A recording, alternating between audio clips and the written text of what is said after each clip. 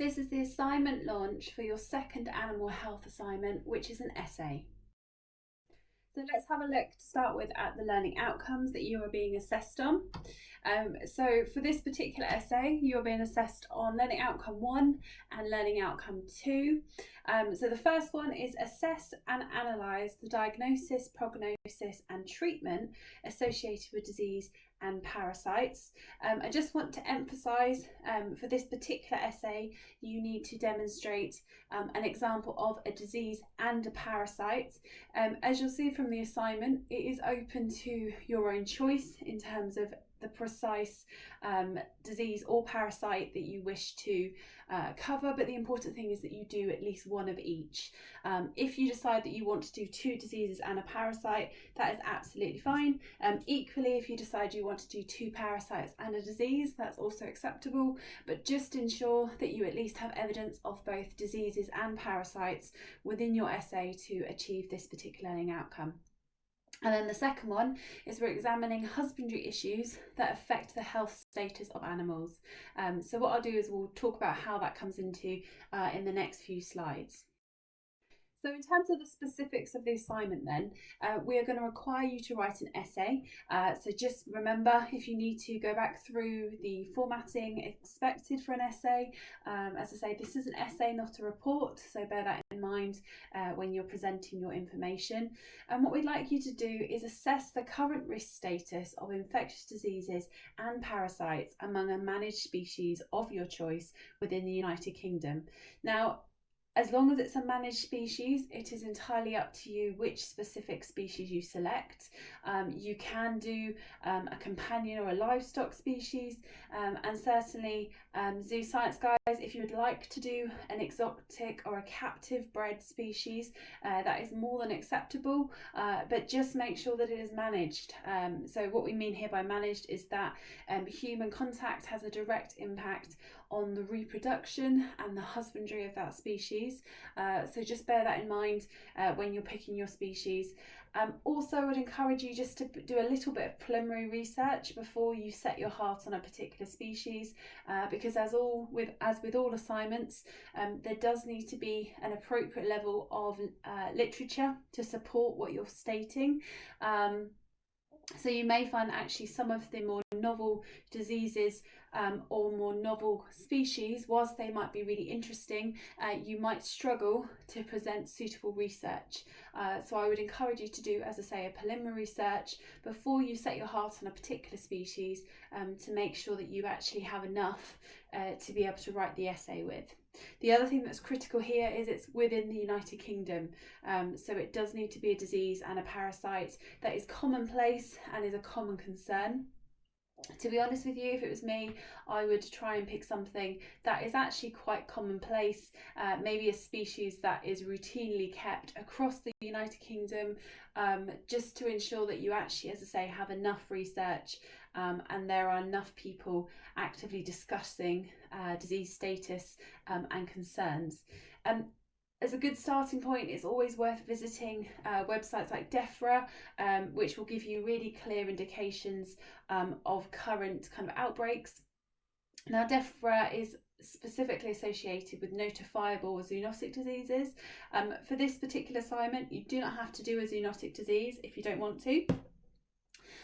But the DEFRA website will at least give you some level of currency, because again, we're looking for current risk status, so it's not appropriate to pick a disease that has maybe had an outbreak. Its last outbreak was 10 years ago, and nothing has happened. So just again, think about that before you select your species and the diseases and parasites that you're wanting to cover. So your essay itself, as I say, the key thing is that you're looking at a number of different infectious diseases and parasites. So bear that in mind again when you're picking your diseases. You might want to choose some that are closely linked in the sense that the husbandry is similar. You might want to pick ones where the management approach is fairly similar. Having said that, it's your choice.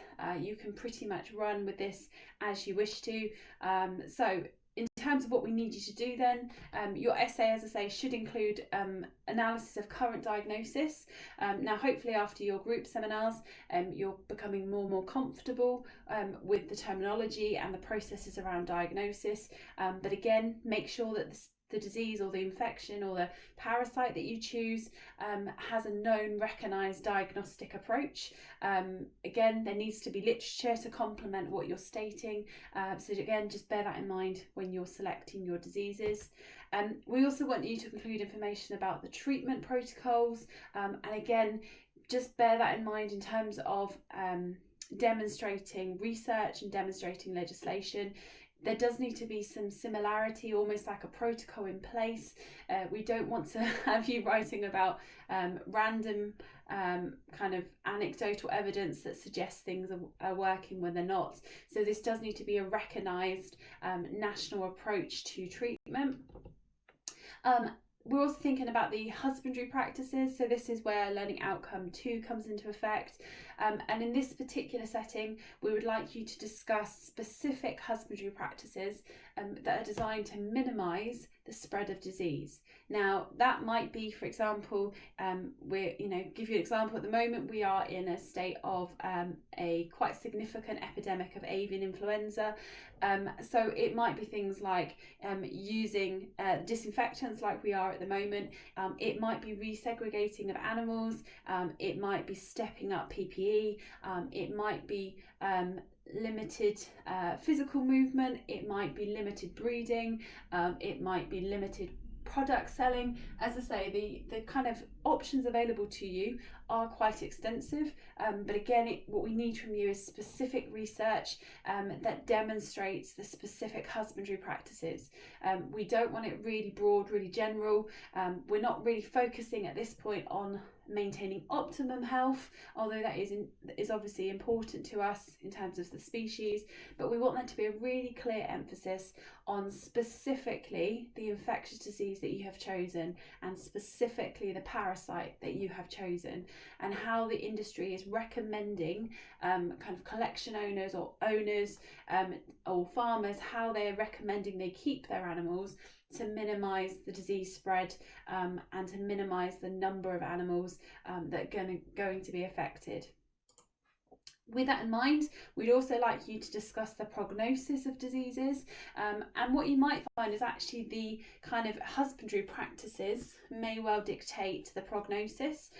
Certainly with something like tuberculosis, we know that herds are actually managed in a way that affected animals may well be culled, and that is the recommendation from the industry, and obviously that's going to give you a very specific, very clear prognosis from the start. But we're thinking about the severity of the diseases, the kind of widespread impact to the herd potentially, or to the localised population. Is there anything around the speed of the disease? For example, have you got something where the incubation period is very, very short, and therefore the actual kind of morbidity of the animal is quite significant, and that then dictates the prognosis? Or it might be, for example, with your parasites, that actually prognosis is generally quite positive, quite good, but actually the parasite itself is going to cause quite a significant level of discomfort or pain, and that's actually what we're managing more than the risk of death. And then we want to get you to think about the ongoing impact of the disease. And as I say, this is something which you can probably work out at the very beginning when you're selecting your diseases, but certainly diseases that are notifiable, for example, would be deemed as quite high risk, and therefore the ongoing impact of disease outbreaks would also be considered quite high risk. So because we're looking at current risk status, we want this to be based in 2020. So again, just bear that in mind when you're selecting your diseases. I don't really want you to be discussing about concerns surrounding an outbreak that happened 25 years ago that so far hasn't appeared to reoccur. So again, think carefully about the diseases that you're selecting. So in terms of specific requirements, as with all of your assignments at level 5, we are expecting you to read widely from high quality sources, and you're following APA 7th edition. And as I said at the very beginning, I personally would take a bit of time in selecting your diseases to make sure that there actually is the literature there available to complement what we're asking you to do. It makes absolutely no sense to pick something that is incredibly novel only to find that there's no research on it, because I'm afraid that won't really be justified, because you're still expected to show APA 7th edition. And at level 5, obviously, as you know now, the expectation of research is much greater on you. So again, just bear that in mind. In terms of the word count, you have got slightly more this time, so we're looking at 1,500 words with 10% either way. Please do remember to include your word count somewhere in your submission, and as with all other assignments, anything that massively exceeds the word count will impact your grade. We will cap it by 10% if it's 10% over, and equally you might find that if you don't write enough, the overall quality and depth of your work again is not going to be appropriate. As Learning Outcome 1 states, the assignment requires you to assess and analyse. So there does need to be quite a reasonable level of depth and discussion around the diseases that you're presenting. Again, as long as you cover an infectious disease and a parasite, it is very much up to you how many diseases you want to discuss, but as I say, remember you are expected to analyse, so you might actually find in this assignment that less is more. It's certainly not encouraged for you guys to do lots and lots of different diseases to only find that you have minimal words to actually be able to discuss them at any detail, so just bear that in mind. As with all of your assignments, it's electronic submission, so we will set up a submission for you, and as before, the Zoo guys, yours will be on your own ledge page, and Man's will be on their ledge page, and then they will be split up between myself and Denise. And in terms of deadline, this one is coming in on the 17th of January, so you've got just over 6 weeks to complete it. Obviously you can't have a draft read for second year, but as always, if you have got any specific questions surrounding the requirements, whether you want to ask our opinions on the type of diseases that you're going to do, that's absolutely fine. They do need to be specific questions. At level 5, we're not really allowed to imply anything, so please, for example, don't come and go, which diseases should I do? That's not an appropriate question, but certainly if you want to come and ask us about particular research you found, or the overall structure or things like that, then of course please do come find us. So last thing just to do is have a look at the grading criteria, and I always feel it's quite helpful at this stage to have a look at it. So to gain a pass or a bare pass, the assignment needs to address the topic and demonstrate some analysis and some discussion. So I'm afraid for this assignment, if you do not show analysis and you do not show discussion, then you will fail. So just bear that in mind. As I say, the key thing is to make sure that you manage your word count, so that you actually allow yourself to perform discussion. As I say, it's certainly not justified to say to us, well, I had too many diseases to do and I just couldn't do it. Because as I say, the emphasis is on you guys to select the diseases and the parasites, and kind of to manage the word count in that respect. Also expected to show relevant research, and using subject convention, so make sure you again revisit the Cite Me website to make sure that you are getting APA 7th edition correct, but the kind of overall structure, organisation, language use, spelling is quite basic. Now for a 60%, which hopefully is what most of you are kind of aspiring for, if not higher, your work is very good, covers the subject matter, and is clearly and loosely written, and there's a very good attempt to consider, analyse and discuss the material presented. In terms of the research, wide range of research, so again remember to use your academic references, so your academic journals are very much encouraged in this assignment, because you're expected to consider currency of disease. Just remember that should be reflected in the selection of references that you present. I know we keep talking about not using sources over 10 years, but in this particular assignment it is essential that you use as current research as possible, to make sure that actually what you're stating is still relevant to 2020, and is not outdated. And in terms of subject convention, so use of APA 7th edition, there needs to be no errors. So again, if you've had a couple of assignments back and that was a comment, can I suggest you go back and have a look at the resources so that you are comfortable with how to present APA 7th edition. And overall, the organisation is very good. There's good use of language, spelling, grammar, diagrams obviously aren't relevant, but spelling and grammar is to a good standard. You've got nice, concise sentence structure, and overall it is a pleasing presentation. So again, if you have had comments recently about spelling errors or proofreading, please make sure you do it.